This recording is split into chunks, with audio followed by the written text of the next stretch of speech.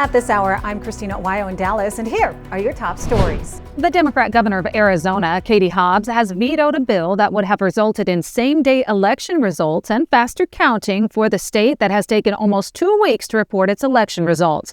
Republican Senate President Warren Peterson called the veto a huge mistake, saying the majority of the state's county recorders supported the bill. The plan was to move up the mail ballot drop-off deadline by 4 days to provide more time to count ballots and verify signatures. Peterson said the bill is similar to the system in Florida, a state that had 99% of their ballots counted within a few hours of polls closing.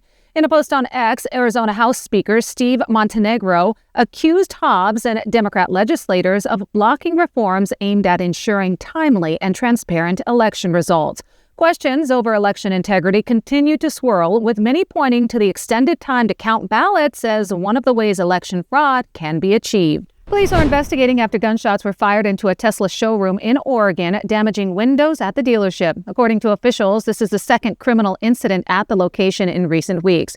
On January 20th, Inauguration Day, police say the dealership was the target of a suspected arson attack, damaging vehicles and windows.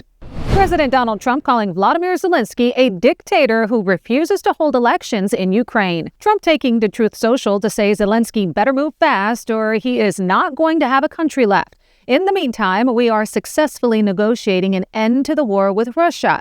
Zelenskyy probably wants to keep the gravy train going. Trump then went on to detail how Zelenskyy was a modestly successful comedian who talked the United States into spending $350 billion to go to a war that couldn't be won. He added that Zelenskyy admits that half of the money we sent him is missing. Zelenskyy's 5-year term ended almost a year ago, but his aides have said elections will not be held until 6 months after the end of martial law. The U.S. and Russia both say Ukrainians must go to the polls to decide if they want to keep Zelenskyy as president. However, according to Trump, he has a 4% approval rating, and without this war, his future and his money could be in jeopardy if peace is reached and elections are triggered. Authorities say at least 2 people are dead after 2 small planes crashed midair in southern Arizona.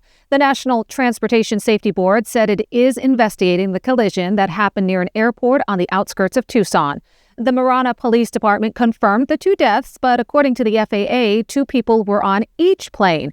This is the latest in a string of plane crashes, coming shortly after a Delta airliner flipped upside down while landing in Toronto. A plane crashed in Philadelphia in a neighborhood, and an Army Black Hawk helicopter collided with an American Airlines passenger plane near D.C., killing everyone on board. The United States has officially designated Tren de Aragua, the Sinaloa cartel, and other drug cartels as global terrorist organizations, according to a Federal Register notice. The notice, issued by Secretary of State Marco Rubio, said the groups pose a risk to U.S. national security, foreign policy, and economic interests.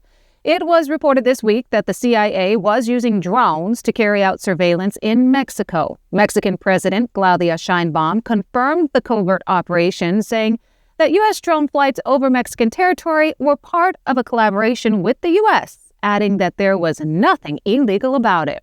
Elon Musk has signaled that he will talk to President Donald Trump about DOGE issuing a dividend payment in the form of a tax refund with the money that is being saved by their audits. Musk responding to a user on X who had a plan to take 20% of the savings and send it back to hardworking Americans. The post detailed that if DOGE was successful in cutting $2 trillion in federal spending, that would provide the 78 million taxpayers in the U.S. with about $5,000 for a refund, with the remainder used to pay down the national debt. Musk replied, "We'll check with the president." And apparently, President Trump got the message and is considering the move. There's even under consideration a new concept where we give 20% of the DOGE savings to American citizens and 20% goes to paying down debt, because the numbers are incredible, Elon.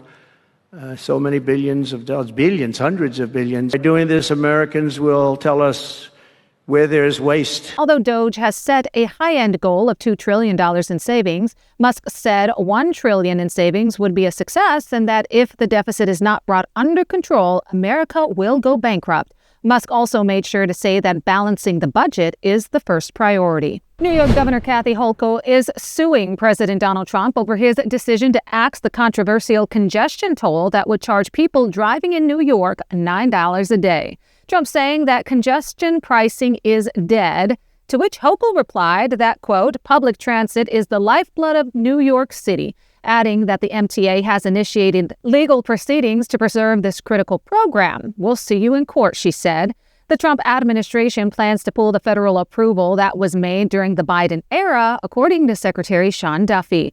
In a statement, Duffy called the toll a slap in the face to working-class Americans and small business owners, adding that his agency would work with New York State on an orderly termination of the tolls. Indiana State Police have arrested a man for allegedly making death threats against Elon Musk. Authorities started investigating the threats after 28-year-old David Allen June Cherry allegedly made threats on social media toward Musk earlier this month. Cherry was found in Clarksville and was arrested. Inside of his home, police say they found an AR-15-style rifle, a handgun, ammunition, and a bulletproof vest. Cherry has been charged with intimidation. He's currently being held in the Harrison County Jail without bond. U.S. Attorney Ed Martin is also investigating protesters in D.C. who called for Elon and President Trump to be Luigi'd, begging for someone to assassinate them like Luigi Mangione allegedly did to United Healthcare CEO Brian Thompson. House Democrats are trying to shut down DOGE by pushing the so-called Taxpayer Data Protection Act, which would block DOGE from accessing IRS records to eliminate waste, fraud, and abuse. The Dems are now searching for 3 House Republicans to flip and are targeting Representatives Mike Lawler out of New York, Brian Fitzpatrick out of Pennsylvania, and Don Bacon out of Nebraska to help them block Elon Musk's cost-saving audits. While Democrats say they fear an unelected billionaire making government more efficient, Republicans argue that DOGE is essential to tackling the $36 trillion in national debt and holding Washington accountable. Without the cuts, they warn, the country will go bankrupt. Border Patrol agents say they are only apprehending about 70 migrants a day between Hudspeth County, Texas, and the New Mexico-Arizona state line. This is a significant drop-off from during the Biden-Harris administration, where agents in that sector could see 1,500 illegals each day, with processing centers holding more than 5,000 illegals. Most of the migrants showing up at the border under Biden were quickly released into the country. Now, those same processing centers are holding a total of 50 migrants. Illegals are not being released into the country, and everyone apprehended between ports of entry is immediately placed on Title VIII removal proceedings. Border Patrol officials saying catch and release is over, and they are expediting the removal of illegals. Upwards of 11,000 illegal migrants were apprehended across all sectors in a single day during the Biden era. That number now in the low hundreds. That's what you need to know at this hour. In Dallas, Christina, Aguayo, Salem News Channel.